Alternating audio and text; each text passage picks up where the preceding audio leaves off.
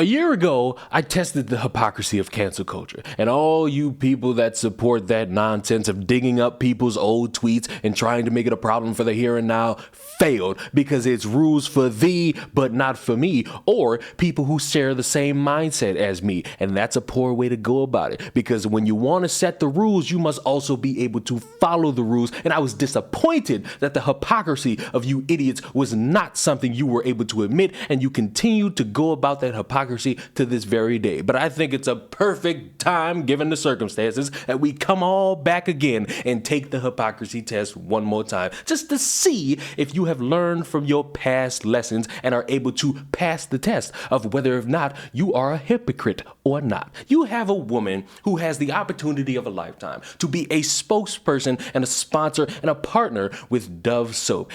My belief is that we should be centering the voices and experiences of the most marginalized people and communities at all times. So when I think about what fat liberation looks like to me, it looks like centering the voices and the experiences of those who live in and who maneuver through spaces and institutions in a fat body. It looks like making accessible spaces and having conversations that are aware of the fact that people have different bodies and that they are interacting with space and people and institutions and communities in a different way. Fat liberation looks like fully embracing those differences and having those conversations instead of shying away from them. To learn more about fat liberation and the campaign for size freedom that Dove is supporting, visit dove.com/size freedom. Tap in, join the campaign, support the campaign. This is important and we should all be talking about it. It's this beautiful thing. She's a strong, independent, black, beautiful, big queen. And it's going to be this great thing to motivate other big, beautiful women to go get Dove soap for some odd reason, because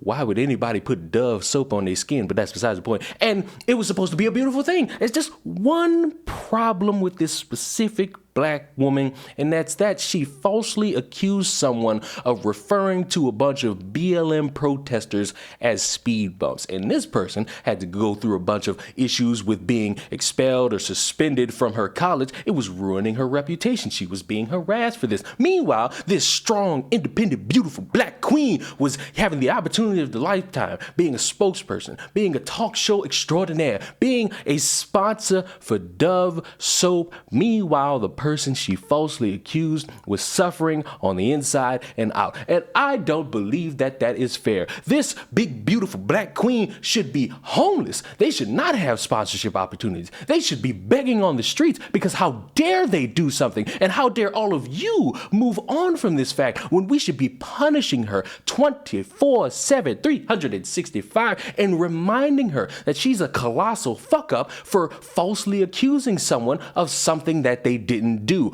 What's that? You're saying to me that that's dumb? I wonder why that's dumb. The thing I have that's such an issue is that when you see someone you obviously hate do something, you are so quick to criticize it. But then when it's people who share the same ideologies as you, share the same mindset as you, hell, they even have one opinion that's the same as you will willingly defend them to the death without taking a little bit of a second to realize this person is clearly in the wrong and they need to address that they are in the wrong. Now, as of me recording this, and I'm still going to be looking for it before I make this video, I have not seen any admission of guilt from this big, beautiful black queen about how she falsely accused somebody of such a thing, nor have I seen any admission of guilt that she would waste everybody's time letting everybody know this person in particular was the one that said something so heinous and offensive to all those people fighting for black lives, which is a whole nother subject to get into, but I won't get into it here. It's even a little bit funnier when you find out that people wanted to interview her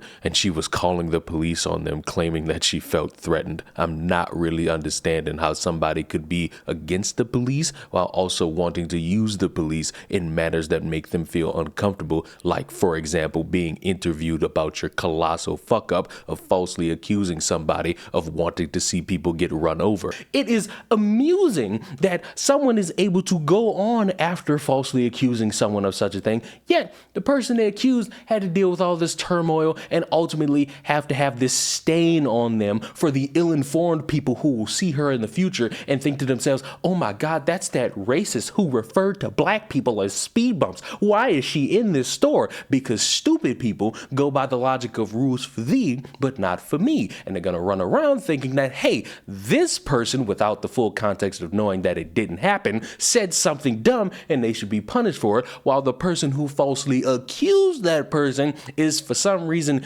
getting sponsorships with arguably, and this is a subjective opinion, yes, I know, the worst soap imaginable. It is terrible. It makes my skin itchy. If I lived in a world of common sense, we would just look at this woman, laugh at her for the moment, let her make her mistake, own up to the mistake, and she could go on and live the life of a big, independent, strong, beautiful black queen. But because I don't live in that world, and I live in a world where people really want to be hypocrites every single day of the week, I must ask the question to all of you: should we spend our time constantly reminding this woman of her colossal fuck up? Should we continuously let her know that she's a moron for falsely accusing someone and damaging the reputation of someone who was just trying to get out of traffic because a bunch of people were protesting something they probably didn't even have the full context to? Should we demonize someone every single solitary day until they are no longer on this earth? Or if we were to actually play the game of, common sense, let them fuck up, let them learn from their fuck up, and then grow. Because this is what I don't get about you people who are constantly picking at what you want to get mad at. You constantly want to demonize something from years ago without allowing it to learn and grow. If you want to play the game of internet police and constantly reminding people of the same thing that they've already apologized for numerous times, we can do that. But I'm going to need you to not cry phobic, ist, or anything else when it happens to somebody you're a fan of or they have the same skin pigmentation as you, because that's being a hypocrite, and I'm certain none of you want to be that. So I will allow you all to answer the questions in the comment section down below, and I will also remind you that today is the final day you could get 10% off on your coffee brand coffee if you use my promo code link in the description and the pinned comment, because I know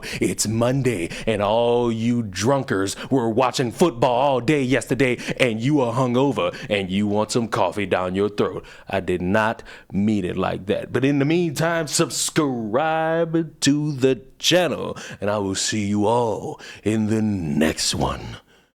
Goodbye.